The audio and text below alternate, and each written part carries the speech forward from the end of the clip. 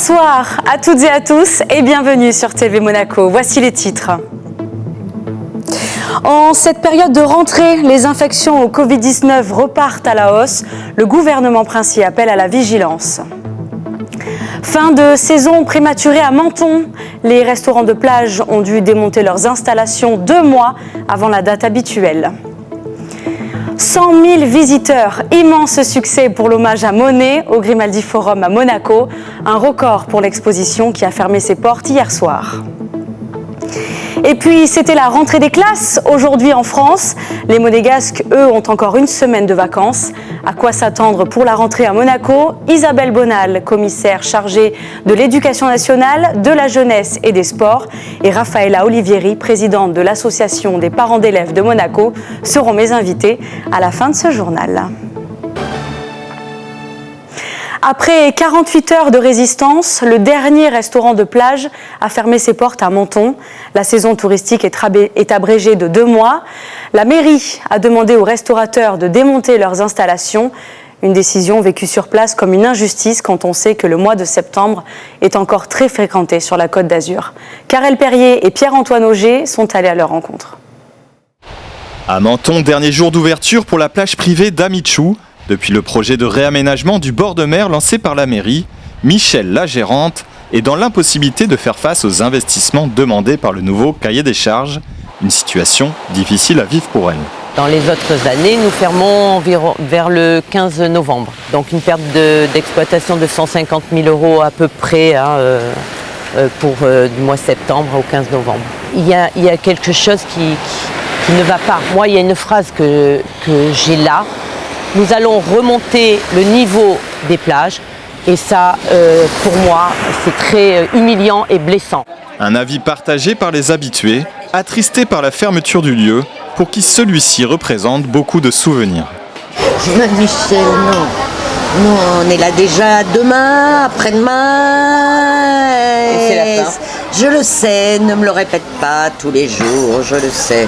On nous propose quelque chose qui sera des plages toutes similaires. Pour moi, c'est une hérésie complète. Quand on vient des villes, on n'a pas du tout envie d'être enfermé. Le principe, c'est d'entendre la mer, de regarder la mer, et là, on nous supprime tout ça. Je pense qu'on va être beaucoup à pleurer. Parce que c'est vraiment une page de notre vie qui va se tourner. C'est 25 ans de ma vie, cette plage, et c'est pas possible de pas venir dire au revoir une dernière fois. L'objectif de ce réaménagement, créer de nouveaux restaurants identiques, un projet qui coïncide avec la date de fin de concession de services publics. La fermeture devait par ailleurs se tenir il y a déjà 2 ans et demi. Il y a une loi, il faut la respecter. Ça fait 2 ans et demi qu'ils savent que ça s'arrête le 31 août. Tant mieux pour eux, parce qu'ils ont eu 2 années et demie, si vous voulez, de plus. Il y a eu plein de réunions et de discussions depuis les 6 ou 7 derniers mois, donc c'est pas un secret de polichinelle. Donc ils le savaient. Je comprends, mais il y a un moment, on gère une ville pas en fonction des humeurs des gens. Coût total de l'opération, 6,8 millions. La fin des travaux est prévue pour avril 2024. Quant à la réouverture des plages privées, elle sera possible dès fin juin de la même année. Nous vivons l'un des étés les plus chauds depuis 1900, selon Météo France.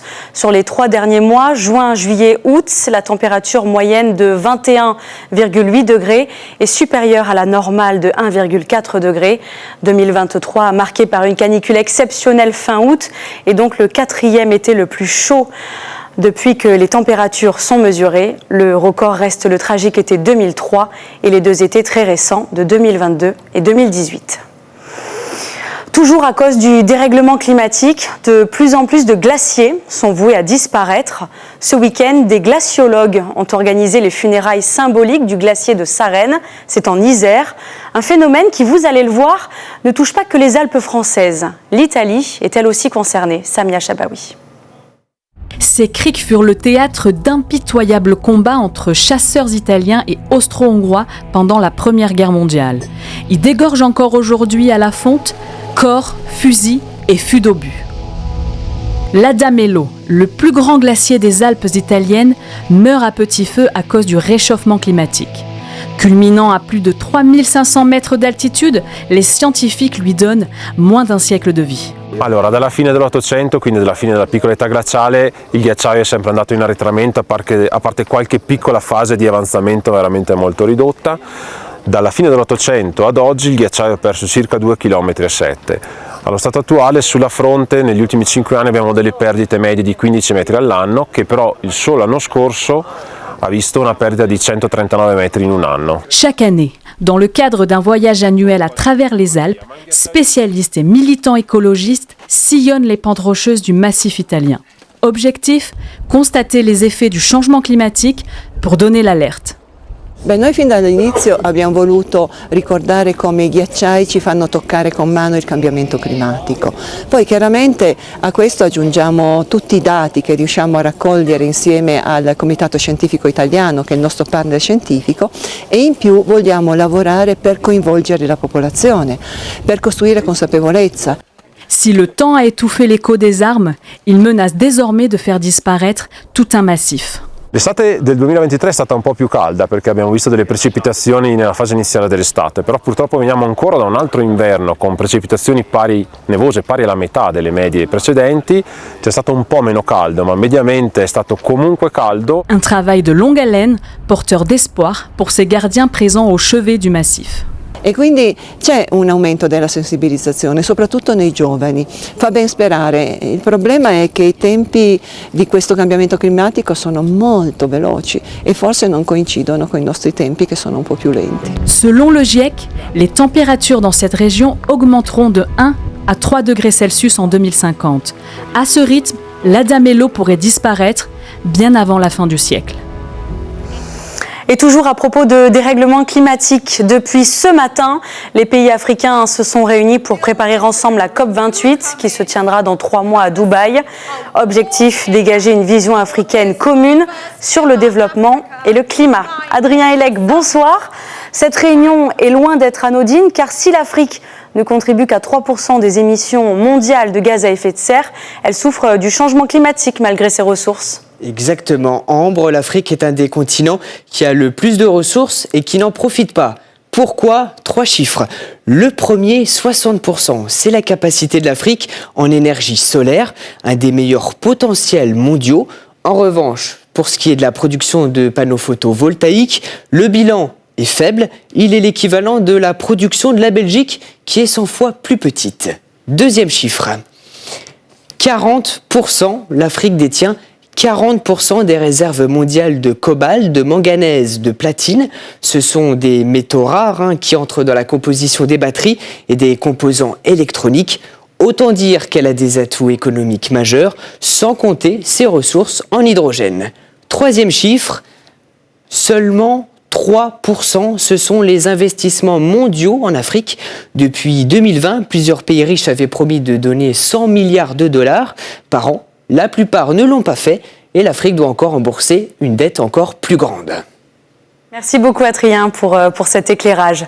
À l'étranger, 4 jours après le coup d'État au Gabon, le président de transition, le général Oligui, a prêté serment 5 jours après avoir renversé Ali Bongo, dont la famille dirigeait le pays depuis 55 ans.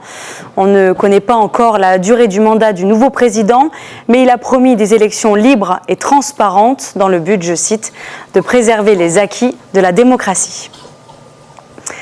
Vous l'avez vécu en direct à nos côtés vendredi soir. Notre chaîne de télévision TV Monaco est officiellement lancée depuis 3 jours maintenant. Retour sur cette soirée de fête dans nos locaux et au stade Louis II, où l'événement a été suivi par plus de 200 personnalités. Un reportage de Marine Moulis et Karel Perrier. Le grand jour est enfin arrivé. Après 2 ans de labeur, TV Monaco sera inauguré dans quelques instants par le souverain lui-même. C'est le grand moment, je vous en prie, vous allez pouvoir procéder au lancement de TV Monaco. 2, 1. Madame, monsieur, bonsoir et bienvenue sur TV Monaco. La première chaîne nationale et internationale de service public monégasque voit enfin le jour. Un moment historique. Je crois que TV Monaco est vraiment audacieuse et je lui souhaite vraiment de trouver un ancrage auprès des autres télévisions publiques. C'est un grand jour pour toute la communauté audiovisuelle francophone. Je ne me souviens pas avoir assisté au lancement d'un nouveau média public en Europe. C'est symbolique, c'est important. Des membres du gouvernement, hommes d'affaires, journalistes, photographes, producteurs, plus de 200 personnes étaient réunies au stade Louis II pour vivre ce moment d'exception. Une chaîne aux ambitions bien précises, faire rayonner la principauté et la Riviera au-delà de ses frontières. Beaucoup de promesses, beaucoup de choses intéressantes que j'ai pu voir ce soir. On a énormément apprécié de voir le prince et la princesse ouvrir cette chaîne. On est content déjà de savoir qui est derrière la chaîne. Donc pour nous, c'est important de savoir qui la porte, comment elle est née. Moi, j'ai trouvé très bien qu'on nous montre les premiers locaux. Alors déjà, c'est beaucoup d'excitation parce que je pense que c'est donc une grande première pour Monaco. Et c'est aussi très important, donc la naissance de cette chaîne. À l'origine de ce projet, Salim Zegdar et Nathalie Biancoli. J'ai commencé d'abord tout seul, quand le prince m'a demandé de m'en occuper. Puis au fur et à mesure, les équipes se sont construites. Ce qui a été un vrai challenge, c'était de faire venir des gens dont le métier est la télé, d'accepter de notre vision, qui était une télé un peu différente, et surtout de venir nous rejoindre alors que rien n'existait. Une chaîne qui se veut différente des journaux télévisés francophones et qui suscite toutes les curiosités. Clap de fin sur cette soirée qui a marqué l'histoire de la principauté. De très très bons souvenirs. Partons visiter les souterrains de la principauté, Monaco, qui possède au total 6 sources naturelles capables d'alimenter quotidiennement les habitants. Céline Agostini et Pierre-Antoine Auger. Pour entrer dans la source Vaulabelle, il faut ouvrir une vieille porte, arpenter de longs couloirs et traverser plusieurs passerelles. Et ça fait 100 ans que c'est comme ça. C'est un ensemble de sources qui ont été captées dans les années 1880, 1890, 1900 et quelques. Auparavant, c'était essentiellement des fontaines ou d'autres petites sources. À partir de ce moment-là, ça a été une production à plus grande échelle qui répondait mieux aux besoins de la principauté. Seulement, depuis plusieurs années, la source s'est tarie. Alors on a vu de l'eau pour la dernière fois, je dirais, sans vouloir mentir, il y a 4-5 ans, aux périodes de hautes eaux, quand on avait encore des printemps ou des automnes assez pluvieux. En cause, la construction de nouveaux bâtiments et surtout la sécheresse de ces dernières années. Heureusement, 5 autres sources abreuvent encore la principauté. Sauf qu'adieu les grottes ancestrales, celles-ci ont dû s'adapter à l'urbanisation. Exemple avec la source Testimonio, qui aujourd'hui se trouve au milieu d'un énorme chantier. Elle est là et elle coule. La source ne rejaillit que depuis quelques mois, elle a été détournée pendant les travaux. On essaie de faire plein de choses au même endroit. Et là, pour une fois, on a réussi à concilier effectivement deux aspects de l'activité humaine qui sont un peu contradictoires, entre préserver une source et puis faire un chantier de cette importance. C'était quand même une grande victoire pour le service des eaux en tout cas, et puis pour le patrimoine de la principauté en particulier. Une fois récupérée, l'eau des sources se retrouve ici, dans l'usine de potabilisation de Monaco. Si on s'approche, on verra le plan d'eau qui constitue la réserve d'eau brute que nous donne la nature au profit de la principauté. Cette réserve s'appelle le puisard, seulement elle ne représente qu'un quart des besoins de la principauté. Les 3 autres quarts proviennent de France et d'Italie. Je vous le disais en titre, les contaminations à la Covid-19 sont en hausse à Monaco et dans la région voisine. Rien de comparable à ce stade avec les années précédentes, mais le virus est bel et bien de retour avec de nouveaux variants. D'ailleurs, le gouvernement princier appelle à la vigilance. Céline Agostini et Caroline Rohr. Dans cette pharmacie de la Principauté, Sylvien vient de se faire tester. J'avais un peu de rhume, un peu de température, donc par précaution pour l'entreprise et mes proches. Bonne nouvelle pour ce travailleur monégasque, le résultat est négatif. Mais c'est loin d'être le cas de tous ceux qui passent un test ces dernières semaines. On a tout, par rapport au nombre de tests effectués, on est environ à 70-80% des taux de positivité. Pour l'instant, seule une dizaine de cas sont recensés par jour dans cette pharmacie. Seulement, selon l'OMS, le nombre d'infections risque d'augmenter dans les semaines à venir. En cause, l'arrivée, au début de l'été, d'un nouveau variant, Eris. Actuellement, en France métropolitaine, représente, dans les dernières enquêtes, plus de 35% des séquences, mais on pense que sa proportion est plus importante que ça et peut-être même qu'il est déjà majoritaire. Si le variant Eris n'est pas plus agressif que ses prédécesseurs, il nous rappelle que le Covid n'a pas fini de muter et donc de se propager. Il y a encore aujourd'hui des vagues qui sont imprévisibles. Les professionnels de santé appellent à la prudence, surtout pour les personnes vulnérables. Si aux personnes qui sont à risque, c'est celui de se faire vacciner, parce que c'est encore aujourd'hui la seule façon pour éviter ces problèmes. De même, au moindre doute, il est conseillé d'appliquer les gestes barrières. En culture, un succès phénoménal pour l'exposition consacrée à Claude Monet cet été à Monaco. Au total, 120 000 personnes ont franchi les portes du Grimaldi Forum pour découvrir des œuvres rares de cet artiste. Alors si on le connaît avant tout pour ses paysages impressionnistes et pour sa passion au village de Giverny, Claude Monet, c'était aussi un grand amoureux de la Riviera. Céline Agostini et Pierre-Antoine Auger. Il y a 140 ans, cette vue de Monaco a été peinte par Claude Monet. L'artiste impressionniste a séjourné dans la principauté et aux alentours à plusieurs reprises. Marianne Mathieu a passé 3 ans à étudier cette partie méconnue de sa vie, en montant l'exposition Monet en pleine lumière, qui a animé le Grimaldi Forum tout l'été. Il est venu sur la Riviera à 3 reprises, dans une période assez rapprochée. Quelques jours en 1883, immédiatement après en 1884 et puis en 1888. Et donc là, il y a cette lumière. Il y a cette lumière nouvelle, dérangeante, et la palette de Monet est différente. La palette est plus claire, la palette est constante, on voit des bleus, on voit des roses, on voit des jaunes, partout, de toile en toile. Ça, pour Monet, c'est extraordinairement nouveau. Au contact de la Méditerranée, de sa lumière si particulière, Monet éclaircit sa palette et entame une nouvelle phase dans sa peinture, surtout lors de son 3e voyage à Antibes. Lorsqu'il arrive à 48 ans à Antibes, eh bien Monet a la conviction, il a la certitude que la lumière offre toutes les ressources à sa peinture. Et dorénavant, eh bien, ça n'est plus lui qui se déplace. Il peindra le même motif à différents instants. Ce sont les séries. Ce moment où tout bascule, c'est à Antibes qu'il advient. Loin de ses terrains de prédilection, c'est aussi sur la côte que Monet arrête la peinture de compagnonnage. Il prend conscience que, dorénavant, il est temps pour lui de continuer seul son chemin de peintre. Il garde ses amis, mais il cesse de poser son chevalet à côté du leur. Au total, le Grimaldi Forum a réuni pour cette exposition une centaine de tableaux provenant du monde entier.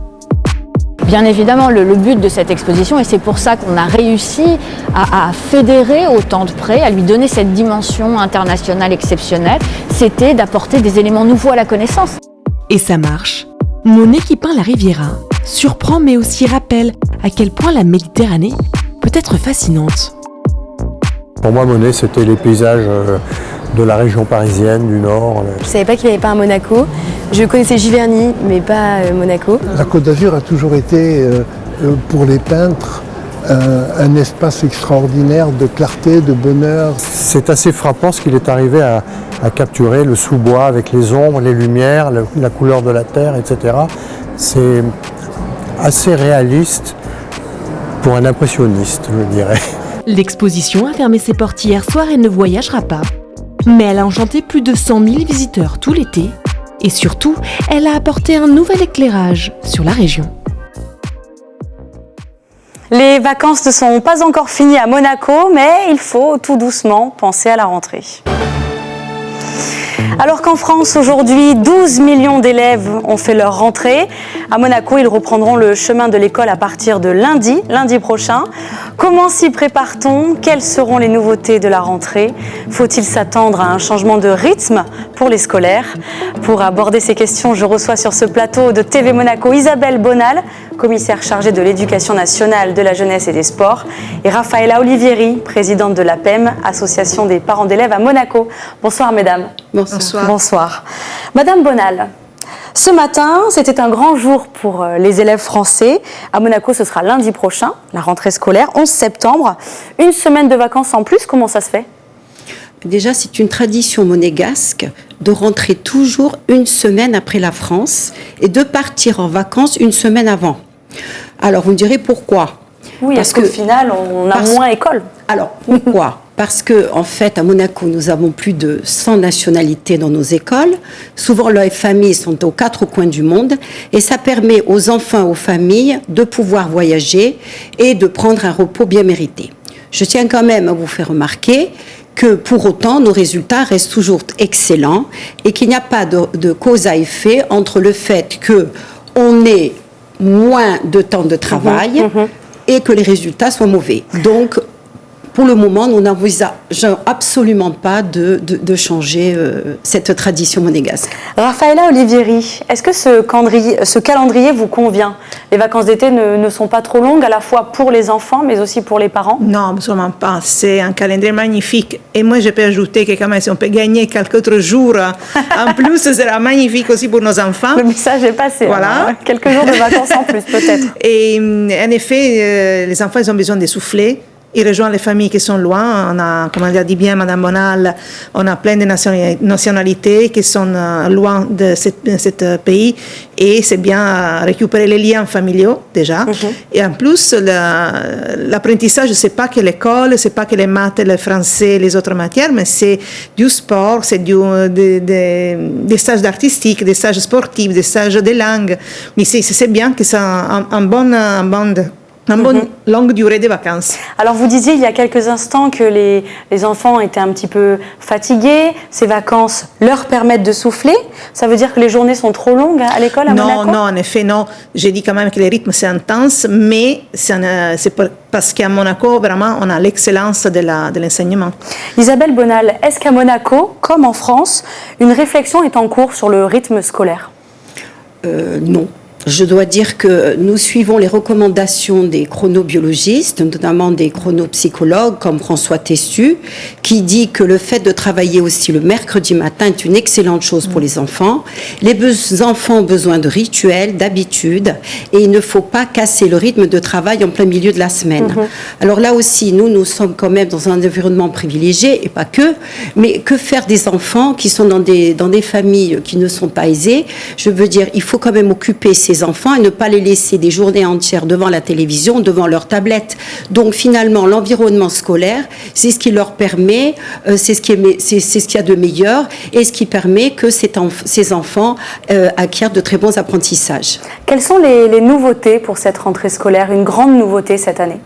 Alors, les grandes nouveautés, alors cette année, moi, mon ambition, en fait, si je peux dire, j'ai 3 axes. C'est le bien-être à l'école, le bien-être et la réussite scolaire. Donc, nous allons faire cette année, au mois de novembre, un mois contre la lutte contre le harcèlement. À ce sujet, grâce à la collaboration de Madame Charlotte Casiraghi, les rencontres philosophiques, nous allons inviter des pédopsychiatres, nous allons inviter des psychologues, des psychanalystes, des philosophes qui vont venir recueillir la parole de l'enfant, de l'adolescent qui se sent mal dans sa peau. Donc ça, c'est très très important. Nous allons aussi faire en sorte d'améliorer la politique d'orientation. C'est-à-dire que souvent les élèves font des stages, ils ne savent pas trop pourquoi. Donc nous allons inviter des professionnels qui vont venir au collège et qui vont donc faire des tables rondes avec nos élèves afin que nos élèves puissent choisir non pas par défaut un stage, mais qu'ils le choisissent parce que ça va vraiment les intéresser. Et un troisième point, c'est le centenaire, c'est l'hommage. Je veux absolument rendre hommage au prince René III. C'est le centenaire de la naissance du prince René III. D'ailleurs, le lycée technique hôtelier de Monaco a été baptisé lycée René III. Et nous allons faire 2 temps forts. Le 16 et le 17 septembre au Forum Grimaldi, avec Nicolas Gelmoni, un ancien élève et qui a fait l'école du cirque. Il produit les 7 doigts de la main qui vont présenter un spectacle dual reality. Et grâce à ces fonds, une partie de ces fonds, nous allons pouvoir rénover un centre de soins à Madagascar, le Préventorium René III. Merci. Raffaella Olivieri, Madame Bonal en parlait il y a quelques instants, le harcèlement scolaire, c'est un sujet pour vous? Pas vraiment. Nous, on est plutôt consultés pour connaître les références scolaires, parce que dans chaque établissement, il y a une référence scolaire qui est établie par l'Éducation nationale. Nous, on n'est pas vraiment sollicités et ce n'est pas de nombreux cas qu'on a quand même dans la principauté, heureusement. Le bac 2024 sera différent du précédent. La France change son calendrier. Terminer les épreuves en mars, ce sera en juin. Quel impact cette réforme aura à Monaco, sachant que vous dépendez de l'Académie de Nice? Alors pour moi déjà c'est une très bonne nouvelle parce que je trouvais que passer les épreuves de spécialité en mars c'était un peu tôt. Les professeurs étaient stressés, les élèves encore plus. Donc là ils ont plus de temps, ils le passeront en juin. Ils passeront toujours le grand oral avec au lieu de passer 5 minutes sur l'orientation, ils vont parler des acquis qu'ils ont eu durant le lycée. Ça c'est une très bonne nouvelle aussi. En juin aussi pour Monaco, vous confirmez? En juin aussi, je confirme. Pour le français, ils auront 16 textes à présenter en première au lieu de 20. Donc, ils auront plus de temps. Donc, ils pourront préparer leur texte plus sereinement. Ils auront maintenant réintroduit l'heure et demie de mathématiques. Et ça, je trouve que c'est très bien. On ne peut pas imaginer de dire à un élève, tu vas arrêter des études scientifiques en classe de seconde. Donc, je pense que pour les élèves, le fait de refaire des mathématiques, pour ceux qui n'ont pas pris la spécialité mathématiques, c'est une excellente nouvelle qu'ils puissent avoir un peu plus de temps et peut-être plus tard embrasser une carrière où ils auront besoin de mathématiques. Madame Oliveri, comment accueillez-vous cette réforme du baccalauréat? Moi, je trouve que c'est très bien passer les épreuves en juin. Mars, c'est un peu tôt, même si Monaco, il a toujours gardé ses élèves jusqu'au bout parce qu'ils ont quand même les bonnes moyennes. En effet, en France, il y a beaucoup des élèves qui sont décrochés des études en passant le bac en mars. Moi, je trouve que c'est une excellente idée de le passer en juin. Le gouvernement français souhaite expérimenter l'uniforme dans les établissements scolaires. À Monaco, il est obligatoire depuis la rentrée 2019. Pourquoi l'avoir instauré ?